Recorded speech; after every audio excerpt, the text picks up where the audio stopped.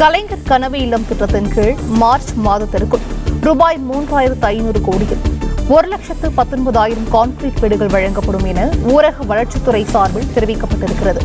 கூடுதல் விவரங்களை செய்தியாளர் கார்த்தி வழங்க கேட்கலாம். கார்த்தி வணக்கம். இது குறித்தான முழு விவரங்கள்.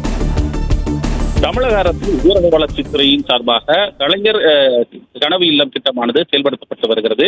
இந்த திட்டத்தின் கீழ் வருகிற 2030ஆம் ஆண்டுக்குள் குடிசை இல்லாத தமிழகத்தை உருவாக்க வேண்டும் என்ற கருத்தின் அடிப்படையில் இந்த திட்டமானது செயல்படுத்தப்பட்டு வருகிறது. அந்த அடிப்படையில் அடுத்த 6 ஆண்டுகளில் 8 லட்சம் கான்கிரீட் வீடுகளை கட்டி முடிக்க தமிழக அரசு திட்டமிட்டிருக்கிறது.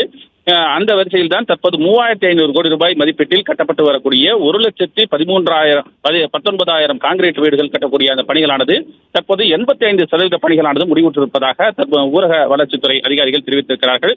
எனவே வருகிற மார்ச் மாதத்திற்குள்ளாக இந்த ஊரக வளர்ச்சித்துறையின் கீழ் கட்டப்பட்டிருக்கக்கூடிய 1,19,000 கான்கிரீட் வீடுகளுக்கான அந்த குடியிருப்புகளை அதனுடைய பயனாளர்களுக்கு வழங்க தமிழக அரசு திட்டமிட்டிருக்கிறது. 2030ஆம் ஆண்டுக்குள் தமிழகத்தில் மொத்தமாக 8 லட்சம் கான்கிரீட் வீடுகள் அளவிற்கு கட்டி முடிக்க தமிழக அரசு திட்டமிட்டிருக்கிறது. ஒரு வீட்டிற்கான அந்த மதிப்பீடு என்பது 3,50,000 என தமிழக அரசு கணக்கிட்டிருக்கிறது.